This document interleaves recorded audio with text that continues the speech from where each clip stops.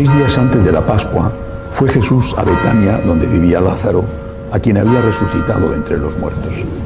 Allí le ofrecieron una cena. Marta servía y Lázaro era uno de los que estaban con él a la mesa. María tomó una libra de perfume de nardo auténtico y costoso. Le ungió a Jesús los pies y se los enjugó con su cabellera. Y la casa se llenó de la fragancia del perfume. Judas Iscariote, uno de sus discípulos, el que lo iba a entregar, dice: ¿por qué no se ha vendido este perfume por 300 denarios para dárselos a los pobres? Esto lo dijo no porque le importasen los pobres, sino porque era un ladrón. Y como tenía la bolsa, se llevaba de lo que iban echando. Jesús dijo: déjala, lo tenía guardado para el día de mi sepultura, porque a los pobres los tenéis siempre con vosotros, pero a mí no siempre me tenéis. Una muchedumbre de judíos se enteró de que estaba allí y fueron no solo por Jesús, sino también para ver a Lázaro, al que había resucitado de entre los muertos.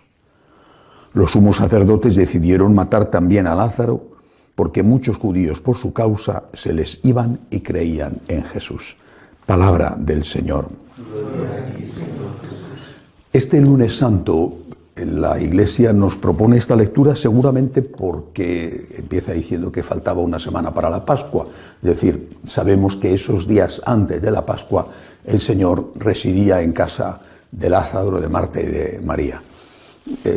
Betania, donde estaba esta casa, seguramente era una finca, una casa grande, una casa que podía tener muchos invitados porque el Señor iba acompañado por sus apóstoles, seguramente también por algunas mujeres, y con toda probabilidad allí fue donde llegó la Santísima Virgen a hospedarse, y de allí la Virgen el Viernes Santo fue a acompañar a Jesús camino del Calvario. Pues bien, este día, repito que seguramente la Iglesia pone este texto por la proximidad a la fiesta, la datación que hace el evangelista, nos trae una reflexión sobre los pobres. Una reflexión que quizá desde un extremo o desde el otro no ha sido generalmente bien entendida. Jesús no dice que no tenemos que ayudar a los pobres, al contrario, hay que recordar siempre el texto en el cual el Señor habla del juicio final. Pondré a unos a mi derecha y les diré: pasa al banquete, porque he tenido hambre y me has dado de comer. Pondré a otros a mi izquierda y les diré: vete, maldito de mi Padre, he tenido hambre y no me has dado de comer. Es decir, para un católico, la presencia de Cristo en el que sufre, no solamente porque tenga hambre, pero evidentemente también y de una forma especial los que tienen hambre. La presencia de Cristo en el que sufre es siempre una presencia real que tenemos que atender sin mirar hacia otra parte diciendo: no es mi problema. El Señor está allí y nos espera.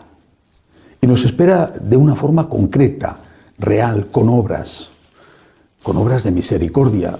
Dar de comer al hambriento es una de ellas, pero también, por ejemplo, consolar al que sufre, hacer compañía al que está solo, visitar y cuidar a los enfermos o a los encarcelados. En una época como esta, las oportunidades para practicar las obras de misericordia son enormes. Bueno, no podemos estar al lado de los enfermos a veces, ¿no? Se leen muchas cosas estos días estremecedoras, esas familias que ven cómo se llevan a sus abuelos al hospital y ya nunca más los vuelven a ver. Ni siquiera pueden despedirles porque directamente los meten en una caja y los queman el féretro con el cuerpo dentro. Ni siquiera pueden llamarles por teléfono porque no les dejan usar el teléfono en las unidades de cuidados intensivos, entre otras cosas porque muchos están entubados y hasta inconscientes. Es decir, que aunque queramos cuidar y atender a los enfermos, no siempre es posible, pero en otros casos sí. Son días además en que se están multiplicando las llamadas de WhatsApp o de teléfono a personas que están contagiadas y están haciendo la cuarentena en casa, o simplemente que por el confinamiento estamos forzados a estar en casa. Es decir, las obras de caridad empezando por la de dar de comer al hambriento, las obras de caridad, son un elemento esencial, no es un elemento accidental, no es algo de lo que se pueda prescindir, es un elemento esencial de nuestra relación con Jesucristo. No podemos decir que amamos al Dios al que no vemos, si no amamos al prójimo al que sí vemos. No es, insisto, no es una cuestión accesoria, no es una cuestión reservada solamente a algunos, no es una cuestión ligada a determinados carismas en la Iglesia cuyos fundadores han sentido en su corazón la llamada a atender a esas personas necesitadas. Es una obligación para cada uno de nosotros. No es ni siquiera una opción, es una obligación, es un mandamiento. Y además hay que tomárselo muy en serio siempre y en esta época más aún. Es el mandamiento sobre el cual vamos a ser juzgados. Escucharemos cuando llegue la hora: ven bendito de mi Padre, o vete maldito de mi Padre. ¿Has sabido que alguien estaba pasándolo mal? Reza por él, porque de verdad que la oración es muy importante. Reza por él, pero si puedes, hazle llegar un poco de ayuda. De la manera que sea, insisto, no solamente hace falta comida, hay personas que no tienen ese problema y que sin embargo están pasando a lo mejor una depresión o su soledad es enorme. Que la caridad no sea una farsa, dice San Pablo, que no sea una farsa, que no sea una palabra vacía y que tapa tu egoísmo. Pero no solamente tenemos que amar a Jesús ahí, y es de eso de lo que habla hoy el Evangelio. El Señor está presente en el que sufre, claro. Insisto, no se puede olvidar, es una parte esencial de nuestra relación con Dios, pero no solamente está presente en el que sufre, y esto es lo que muchas veces se olvida.